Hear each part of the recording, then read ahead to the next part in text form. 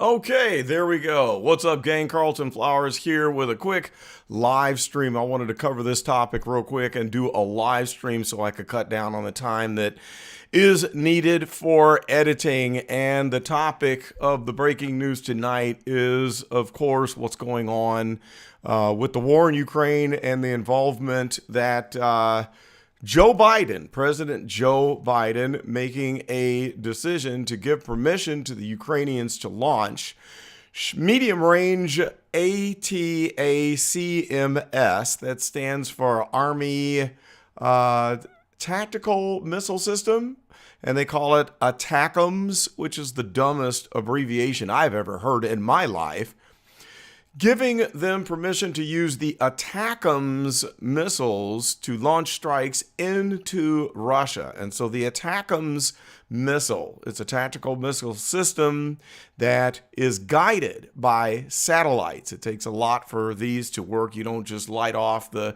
rocket and pray where it lands. It is a guided missile system and has to be used with satellites, controlled by satellites. And so the range of these things is 190 miles. Since the year 2022, Volodymyr Zelensky, who to me is a complete idiot, has been asking permission to launch these medium-range missiles into Russia to help them with this war effort.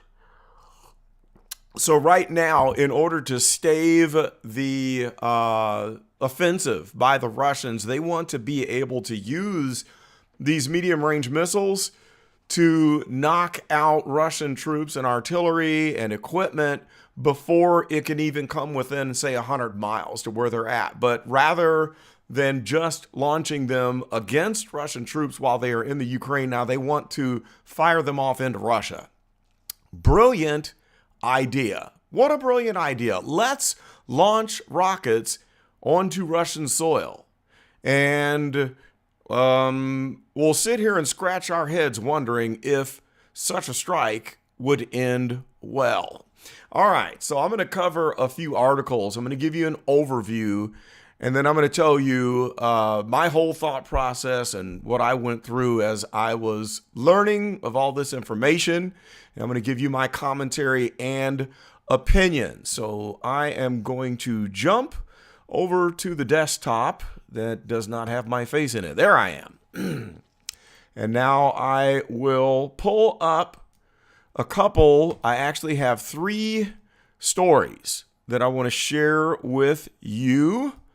And let's see if I can actually get the stories to come up. Let's see here. Technical difficulties. All right, let's try this again and see if I can get the, there we go. All right, I'm getting used to going live. This is something I'm going to do a lot of in the future. When I've got a good breaking story, I'm just going to throw it up here live so I can get the information to you quicker and we can discuss these things. So on this first article here, this one covers the general stuff. Biden authorizing the Ukraine to use long-range U.S. weapons in Russia. And so here we kind of go into some of the detail here that Moscow has deployed 50,000 troops to Kursk, the southern region, where Kyiv launched its surprise counteroffensive in the summer to prepare to take back territory. Of course, we also know that Russia is employing the use of North Korea. They've added 11,000 troops to help them with the war effort, and this is why the Ukraine has asked the United States for permission to use the medium-range missiles, the ATACMS missiles, in response to the Russians pushing into Kyiv and also using the North Koreans to add to the war effort. Okay, now, some are saying that this is an actual all-out act of war, and others are saying that it is not.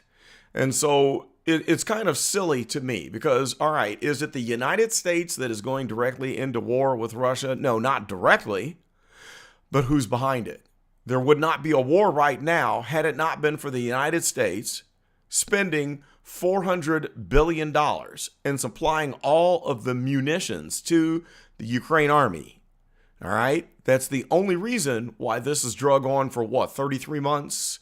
Has it been about, I think it's 32 or 33 months. You guys can let me know in the chat if I've got that right. So we are the only reasons why the conflict has gone on to this point. Okay, so with the United States spending the $400 billion to date, or more, some say it's closer to $450 billion. Some think that we're spending money that we have, and no, we're not. This is not money coming from the gold in Fort Knox. It's not coming from the Treasury of the United States. Well, not directly. You would be surprised to know that the money comes out of thin air. It's a farce. The Federal Reserve actually prints the money. And then the Department of the Treasury writes a bond, which is bondage, an IOU, to the Federal Reserve. And then that money gets deposited in the bank accounts. And then they use that money to pay the big military industrial complex manufacturers to create the bombs, the ATACMS missiles, and all of the extra stuff to ship off to the Ukraine. Now, when you print money out of thin air, like they have, what happens is the newly printed money goes to the military industrial complex. All of their executives get their big fat bonuses and paychecks. All of the dirty politicians get their kickbacks. And you got to know that kickbacks are occurring at the federal level. For those of you that have been watching the Dalton saga and all my reporting, you know what kickbacks are. So by the time you pay off the kickbacks and then the employees are getting paid for working and then all of the materials that are bought, this dumps money into the economy. So as this money starts pouring into the economy, demand goes up for goods and services, and we end up with inflation.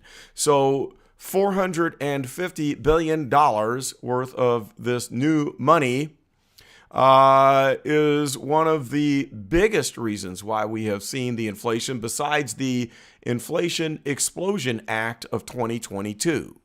So we can attribute this printing of money without our permission. We can attribute that to inflation. It's one of the root causes. Okay, so moving right along, the point that I was making, let me just read this last article here. The U.S. refused to even provide ATACMS to Ukraine for the first 2 years of the war, in part because of readiness concerns, as the powerful missiles require time and complex components to produce. But Biden secretly approved the transfer of the long-range ATACMS missiles in February for use inside Ukrainian territory, and the U.S. delivered the missiles in April. So then it goes on, and we come to find out that President Biden gives Dodo Bird Volodymyr Zelensky the permission to go ahead and launch those off into Russian soil. What a brilliant idea. All right, so the next article, Putin issues a warning to the United States and the Ukraine and the Europeans. And he says, nuclear doctrine. All right. He's putting in a new nuclear doctrine in the warning to the West over the Ukraine. The Russian Defense Ministry claimed Ukraine had carried out its first strike on Russian territory using the U.S.-applied long-range missiles known as ATACMS.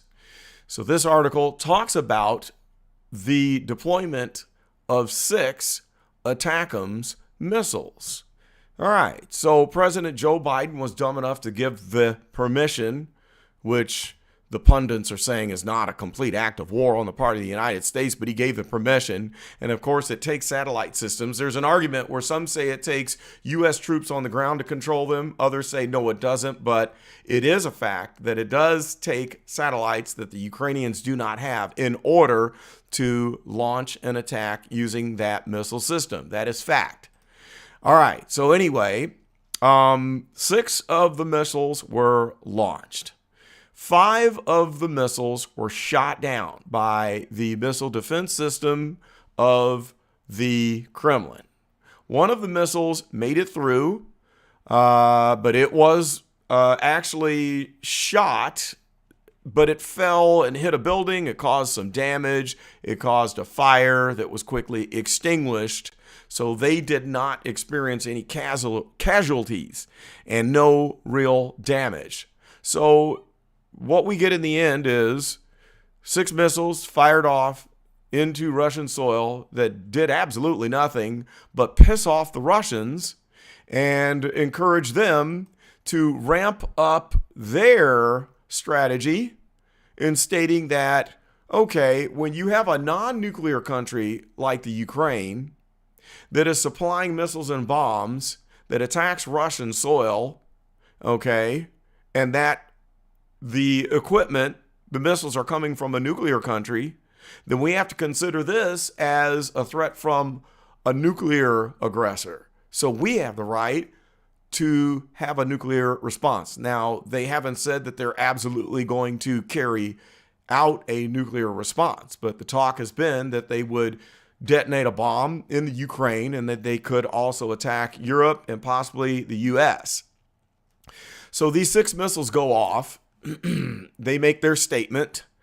And one interesting thing, there's a video that I wanted to pull up, and I don't know where it is, but there is, I think it's the Russian defense minister, where he is talking about the attack and how the Russians had to revamp their whole strategy and how they have upped the game and that they're considering a nuclear response.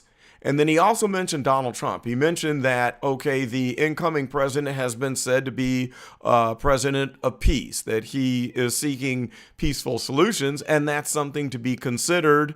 And this would change the situation. However, the current president is authorizing missile strikes. That's pretty interesting.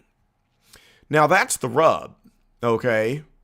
You have 2 months left, just 60 days left in your reign of terror and destruction. 60 days. But then you make a decision that could affect the world. Why would you make a decision to launch missiles into Russia, into Russian territory, when you only have 2 months left? Why would you start something that you're not going to be able to end, where you won't have to take any responsibility for the retaliation that could occur? Now, let's watch this short video right here. This is a good video, and then I'm going to continue to make a couple more very key points. All right, there's an ad first. Okay, let's just turn the ad down.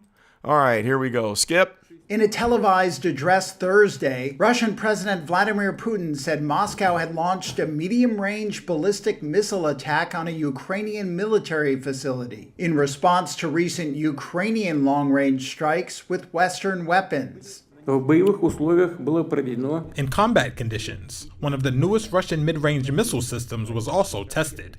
In this case, with a ballistic missile and non-nuclear hypersonic Now equipment. check out what this looks like. Kyiv This said is scary. Russia They're going to used show. an intercontinental ballistic this. missile, a weapon designed for long-distance nuclear strikes Look and at never that, guys. before I mean, used that looks in like war, Armageddon. and that it hit the city of Dnipro. Holy But 3 U.S. officials said it was mackerel. an intermediate-range ballistic missile that has a smaller range, and one official said it was notified by Russia about the strike ahead of time. There That's was just no spooky as hell. Now suggestion watch it this was last nuclear one. armed. A Okay. regional governor in Ukraine said the attack damaged an industrial They're gonna enterprise show another and explosion set off here. fires. Artem Diamin is the acting director of a medical rehabilitation center.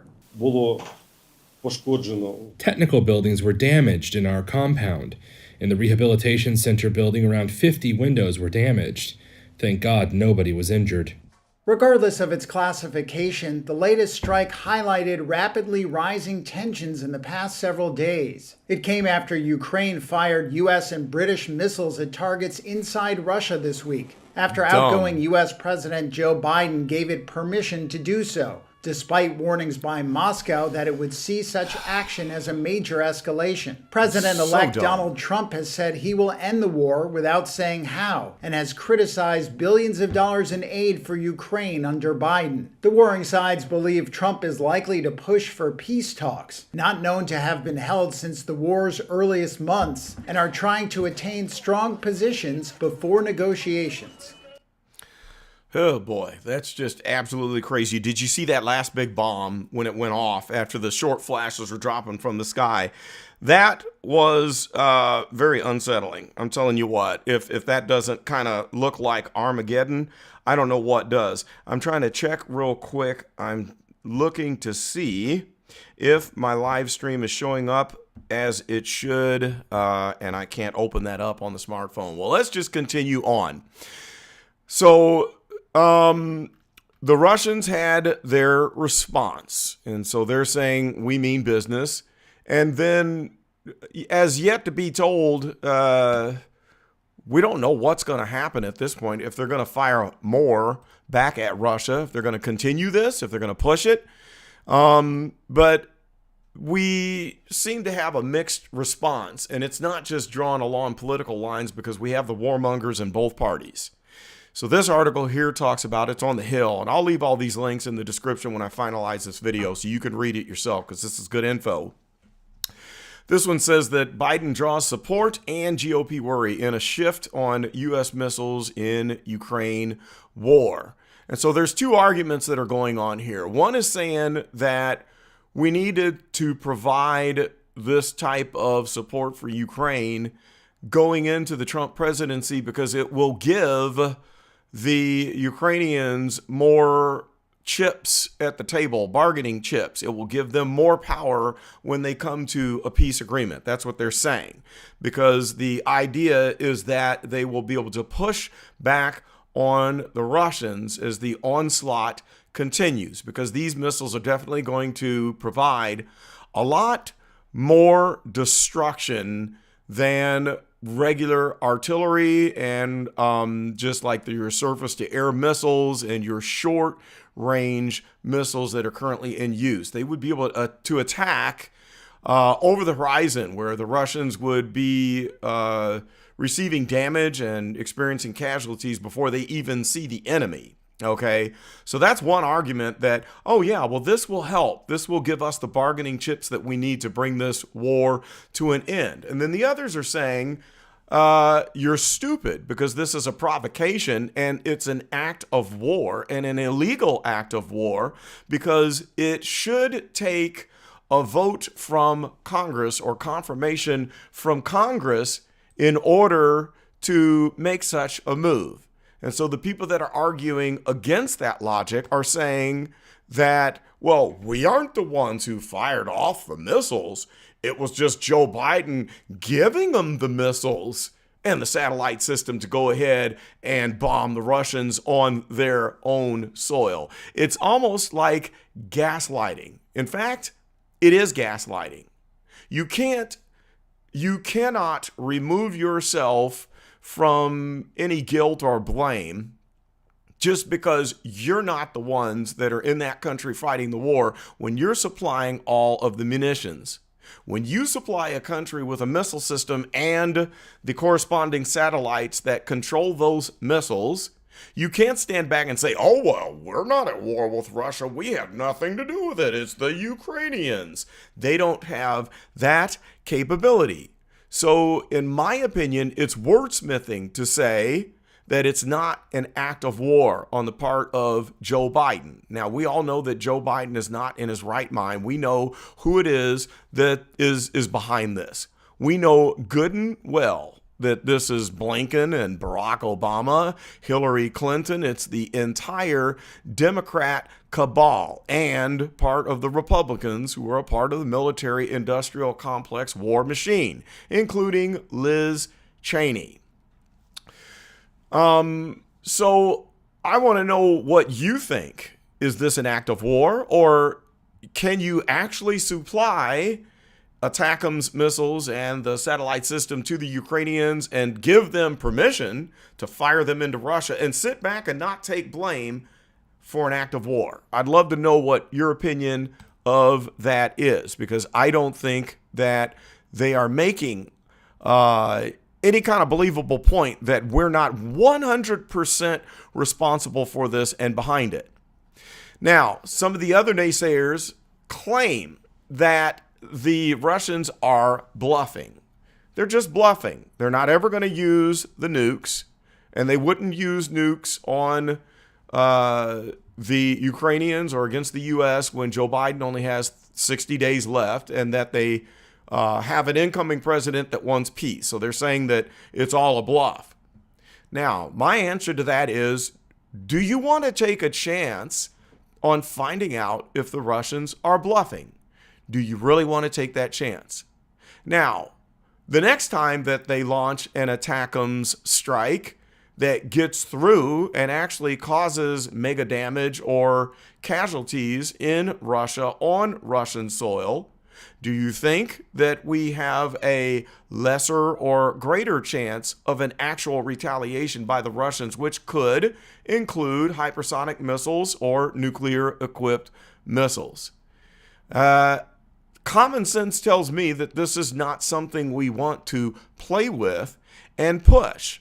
But again, it's shameful for those giving the excuse to Joe Biden, stating that it is not an act of war and that Congress does not have to be involved. Let me see if I can find it in the article here.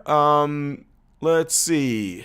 Yeah, now here's the statement made by a Democrat. It's high time we do this and help Ukraine push Russia back to be victorious. There's not going to be any victory in this war. The only way that they would have a chance of victory is if the U.S. was involved fully. The Ukrainians are not going to be victorious in this war. They have no chance. There is not a sliver of a chance of a victory in this war. No way, no how. Now, in this next paragraph here, the Republican from Texas, Michael McCall, says, better late than never, but it was late. Chair of the House Foreign Affairs Committee. I've been urging the administration to untie their hands for 2 years, and every weapon system they drag their feet, and then they finally approve it.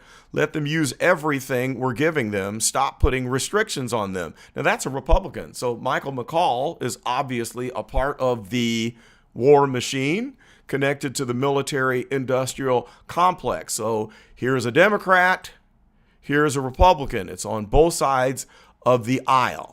Now, I'm going to go to this last article. I'll make my final point, and then we will be done.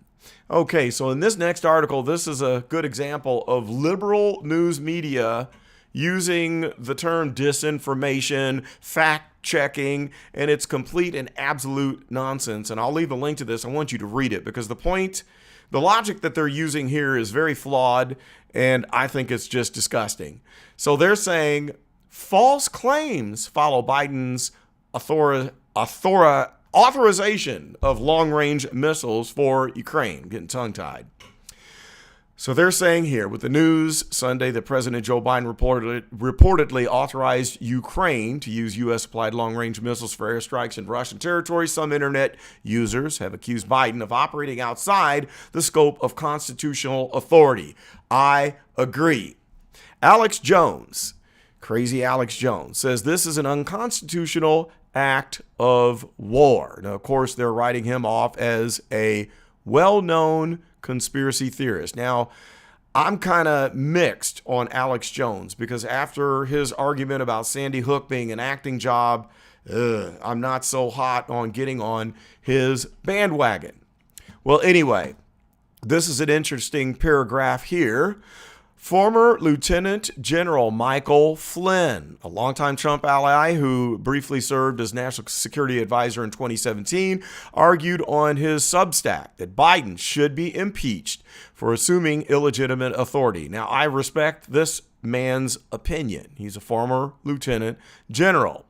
Duty also falls on the current House of Representatives to impeach Biden now for endangering the nation by taking steps that constitute acts of war without a declaration of war, a power the Constitution only gives to Congress. Now, that I agree with 100%. Now, it goes on to talk about Insurrection Barbie and the post and video that was put up on X, making that same statement.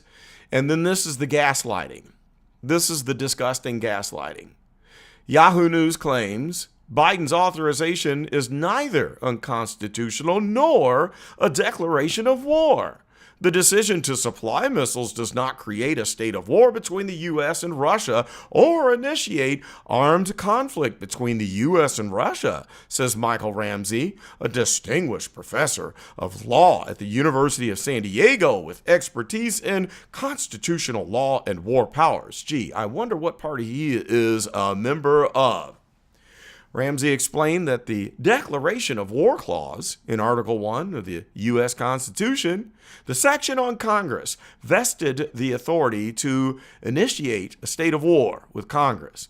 While that may be read broadly to govern the decision to initiate hostilities, Ramsey explained, since the president is not doing that, the clause does not apply. That is the stupidest argument I have ever heard in my life. I cannot believe that. I'm disgusted with that line of thinking. I cannot believe it. That's what I call life and death gaslighting. So they want to use wordsmithing to excuse him from this act of war just because it's not the Ukrainians that are doing it directly, when everyone, including Russia, knows that this whole attack is coming from the United States. Now, what's more interesting is that 75 million people voted against World War. 75 million people raised their hand and said, we want Donald Trump, who is for peace, to lead us out of this situation of World War III. 75 million people. 71 million people who have their heads firmly implanted in a warm, moist place voted against that. Now, they weren't voting for war. They were voting for transgenders being able to, transgender men being able to use women's bathrooms. They were voting for convicts, people convicted of murder, to be given free gender reaffirming surgery while in prison. They were voting for a massive influx of illegals and giving rights and money and enslaving United States citizens to pay for free room and board for illegals. That's what they were voting for. But what they were really getting was a continuance of this warmongering, crazy administration that is in charge right now. Because I'm going to tell you what, Kamala Harris, who I don't think is a warmonger, I don't think she even knows what a war is. We all saw how much she knows when she had to go and speak with the Polish ambassador or the president. I think if you all saw that video where they asked her questions about the Ukraine war and she had to defer to the president of Poland because she didn't have an intelligent answer. So she doesn't know her gluteus maximus from a hole in the ground when it comes to foreign policy, foreign affairs, and wars. But we know that if she were to be voted into office, the people, the cabal, those folks that were behind her, using her as a puppet, would be continuing this war that we are discussing right now. So anyway, back to the point. I digress. 75 million people raised their hands and spoke loudly and clearly, stating, we want world peace. We want a firm leader who won't walk us down this road of destruction that could lead to World War III and a nuclear holocaust. 75 million people voted for that. But does the current President of the United States respect that the majority of Americans don't want this war. No, he does not. Or let me correct myself. The cabal behind him does not respect that. Hillary Clinton, Barack Obama, Blinken, the military-industrial complex, the deep state, Mitch the Buzzard McConnell. They don't want to listen. They don't respect the decision that was made by 75 million Americans. So the question is this: will this end well, or will this end in a catastrophe? And what can be done to stop the momentum towards World War III? One thing I really want to know is, for all of the Kamala supporters who voted for Kamala, is this part of what you voted for? What say you? Do you agree with the decision that Joe Biden made, giving permission to the Ukrainians to use our medium-range missiles to be launched into Russia? Do you agree with that?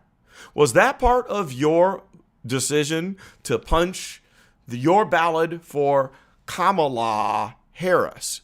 Please let me know. And that's a sincere question. Please let me know if you are pro-war and conflict, or if you are for taking all measures possible for a peace agreement. Let me know. Something else I want to know. I notice that Donald Trump will speak out, has spoken to Putin, has spoken to Volodymyr Zelensky, while the Democrats don't speak to Putin. You don't see sleepy Joe demented Biden speaking to Putin ever. I don't even know the last time that this the vegetable in chief, the carcass in chief, has spoken on the phone to Putin. They don't speak to him. Kamala Harris speak to Putin would never happen. So I've noticed that the Democrats have nothing to say about that, no criticism. But when someone does speak up, if it is former president and future president Donald J. Trump, or if it is Tulsi Gabbard, if they dare to speak to the Russians to try to work on a peace accord, well, they're Russian operatives. They're Russian sympathizers. So the second thing that I would like to know from the Democrats who voted for Kamala Harris, are you in agreement with shutting out all world leaders like the North Korean Kim Jong-un, President Putin, the president of the Democratic Republic of China? Are you in agreement with the Democratic belief that we cannot talk to any world leaders of the rogue nations? Do you think it is wise and smart to not speak to Putin in order to bring about a peace agreement between Russia and the Ukraine? I want to know. That's a sincere question. I'm not calling names. I'm not starting an argument. I want to know. This is an interesting comment here. Angie says, the Biden administration is probably trying to get us into a war because they can stop the Trump inauguration and keep themselves in power. I'd say that's a long shot, but it could be possible. I think what they are doing is setting the stage for the military-industrial complex to continue profiting from a wartime situation. That's what I think they're doing. I don't think they're trying to stop the inauguration. I don't believe that they would take it to that level because they have brainwashed all of their low IQ supporters to believe that Donald Trump is the dictator who will get rid of the Constitution and all future elections. So I don't think they would take it that far to do what they accused Donald Trump of doing. But what I do think is behind this is if they can get this conflict to the point of no return, it would guarantee a continuance of a war that even Donald Trump cannot stop. We would have to continue printing money, which hopefully will stop. And as long as the Federal Reserve, which is not a federal agency, it is not a federal bank, as long as they can continue to print that money and dump wheelbarrow loads of money into the industrial military complex, the fat cats will get richer. That's right. They are making so much money. And BlackRock is one of the biggest pieces of the puzzle. Did you know that BlackRock, if you compared the amount of money that they manage to the gross complete national product of all countries in the world, if you ranked them, United States is number one. BlackRock would be the third largest nation in the world. That's how much money they manage. BlackRock wants war because they're heavily invested into the military industrial complex. So whenever the Federal Reserve, which is not federal and has no reserve, when they print money out of thin air, BlackRock gets richer. I will be doing some future videos where I'm going to explain to you how our U.S. monetary system is a complete and utter scam. It is a system put together to keep you and I working. It's modern day slavery, guys, if you didn't know it. So we're going to discuss that in a future video. I'm going to be doing a lot more coverage on economic policy, how economics, monetary policy, affects our daily lives and the differences between the different parties and the policies that they will put in place, and this entire monetary scandal that's going on with the Federal Reserve. So I've got some unbelievable information that's going to blow your mind. When I'm saying it's going to blow your mind, oh my goodness. And then once I start this series, I'm going to clue you in. I've got actually a series of videos. I kind of call it my little economic university that I'm going to share with you guys. It's on one of my blogs. I won't reveal it yet, but you're going to be able to go through a series of videos that is going to red pill you and let you know the history of banking, where all this came from, and how we are modern day slaves living under a system that is a complete and utter scam. Okay, so that's all I've got for now. Please post in the comments if you enjoyed this special report, and if you want me to continue to do this in the future, because if you like this format, I will absolutely be glad to keep bringing you the news as it develops, because I enjoy doing this, and doing the live broadcast is the quickest way for me to disseminate the information to you on all topics. And I might add, I will have that special report about how the Democratic Party stole the 2020 election, cheating, and then launching a psyop over the entire nation. Look forward to it. That's all I got for now, guys. This is Carlton, and I am out.